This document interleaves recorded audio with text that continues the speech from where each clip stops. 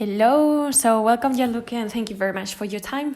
We are very glad to have you here today with us and to know a tiny bit more about the best candidate experience practices happening at Glovo.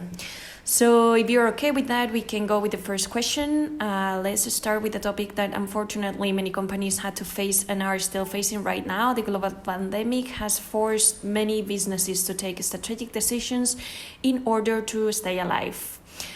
Question: has the COVID-19 had any impact on recruitment at Glovo? First of all, thank you, Chris, and all the Circular team for having me. It's always a pleasure. And of course, we are always looking to add value. As for your first question, I think that the whole world had an impact. The whole world passed through a pandemic that is going to be talked about through history. So yes, not just Glovo, but again, the whole world, I think, had been impacted in different areas. As for our business, as we are doing delivery, we seen the affected area more in the business side, but in tech recruitment, we continue it hiring. And you may be asking why, but basically Glovo had a huge impact on the world during COVID, delivering a lot of pharmacies and also groceries. So we needed amazing engineers and developers to keep iterating the app and getting it better for all the people that we were helping during those times. Well, congratulations for staying alive the way you did. I wanted also to ask you, how much have your hiring processes changed due to the current situation? This is a great question, Chris. And again, I think I will speak, of course, about us, and this can relate, and you can find differences between each company.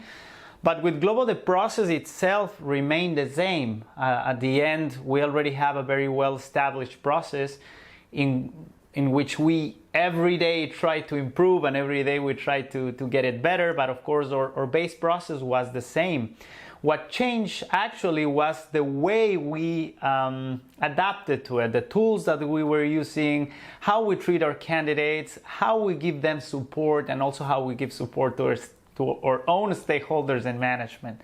But to answer your question in a short answer, I know that we Italians talk a lot, but in a short answer is the process remained the same, even though that we improve it, but the difference was in how we adapt.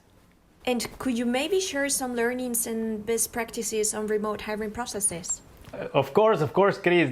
This is a really good question again, and therefore I will tell you the practices that we used and they work for us. Of course, best practices we can find all over the world with great recruitment professionals, but the practices that we made and really help us, the first one is about communication.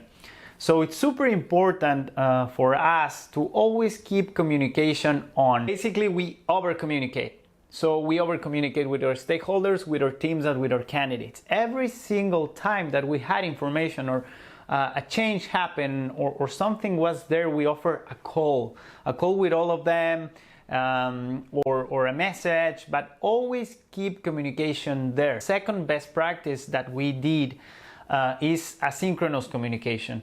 So not every time you need that long meeting that will, make you lose time, but you can do, a centralized document in which you can put different things depending on what you're trying to. And always taking care, as this is one of the global values, always taking care of everything and that it's happening around. I also think that something that will add a lot of value to the processes is transparency. What about your onboardings? Does the same apply to them? So yes, the onboardings actually, we have been always focusing, and we know this because we are working with you also, that candidate experience is key. Candidate experience must be mixed with employee experience and be just one, not as before. But for us is, again, the whole process. So when we make a hire, the idea is to give a great pre-onboarding experience. Basically, the recruiter in charge and the coordinators in charge of this hire need, again, to communicate very, very well, make the candidate feel excited already before even to start or having the onboarding. make them feel excited of what's to come. What happened during the COVID situation and the pandemic is that many people felt that starting remotely could, block their relationships with other people, or that maybe that will be a little bit harder. So what we did is that we offer different solutions for them. For example, connecting with virtual coffees with their new colleagues and doing different sessions, specialized sessions with collaboration.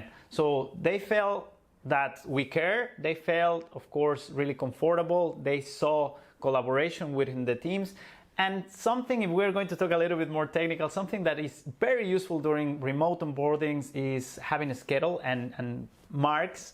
So if a candidate or a new hire is looking their to-do list and with little checkpoints and on where they have to go or they will go, they will feel even better. The biggest challenge with remote onboarding is keeping the candidates well, keeping the candidates relaxed, happy.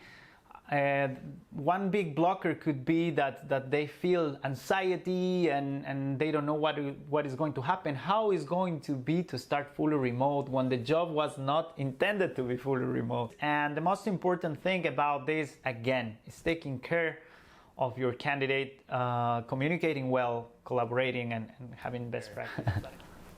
Let's go to the next question. Is there any practice you have recently added to your hiring processes in order to improve your candidate experience? Great question, Chris. So yes, I think the hiring process, apart from having your metrics, again, check out your metrics. Apart from having your metrics and to understand where to improve, that this has to be a constant improvement. Apart from this, the hiring process has diverse phases. As you already saw in our talk with Circular before, we put a lot of emphasis on diverse parts. You can check it out, of course, in the interview we had some months ago. But new things that we have added. So, for example, we always keep iterating the preparation material that we send to candidates. Even if it's a slight change, again, we are using a whiteboard tool in which candidates will make design and architectural and scalability problems or solve scalability problems. We update every single step, every single change that we make with preparation materials, for example. Or we added financial advice made by an external partner, a company that is just giving professional financial advice to candidates that are relocating. So that gives them the possibility of feeling like supported and well. If we talk also about direct perks, we added unlimited vacations, focusing again on a culture based on trust, on care, on humbleness, on good vibes, and this has helped also a lot. We added nursery. This is new, of course, but we need to take care and responsibility of everything that is happening, and we are always constantly adding value. That's the whole idea. Another thing is that we created a new social and sustainability landing page. It's called Glovo Access. It's amazing because here also you can see the whole impact that Glovo is having on the world. We have collected more than 500,000 euros for social benefits or impact to share with the world, and this is also amazing. So I think the hiring process it's always in constant evolution, not just because what happened, but we're always constantly evolving. What comes next? How does Glovo manage to guarantee a good employee experience after guaranteeing a good candidate experience? Again, this is a good, very, very good question. What Glovo is doing actually is taking care of culture. I think if you have and bolster a strong culture since day one, like you can talk with Oscar, you can be with him, I remember many times, and this is very, very nice in the sense that if you feel that even your CEO has your culture, your CEO is there taking care, or 5 values: care, being humble, having good vibes, having a lot of gas of making things happen, and ownership, having ownership of things that happen. We rely on those values from our CEO to the very last person. So when you bolster a strong culture, people want to work with you, people want to work together, and I think to give a full employee experience, you need to feel and be part of this amazing culture, right? So the first thing that I will tell you what we are doing is keeping our culture and growing. This is one of the biggest challenges for all talent acquisition professionals in the world and VPs. Keeping your culture safe meanwhile you are scaling. And if you're having a hyper growth, it's even more, it's harder. Oh, Gianluca, thanks a lot for this time. I'm pretty sure that recruiters are gonna like to learn a bit about your expertise, your experience. Yeah, thanks a lot for inspiring us a tiny bit more. Thank you for having me, and I think again we are all being inspired by each other, and the whole point is always to add value. So feel free to contact me, and anything that you need, let's have a chat. Thank you, Chris.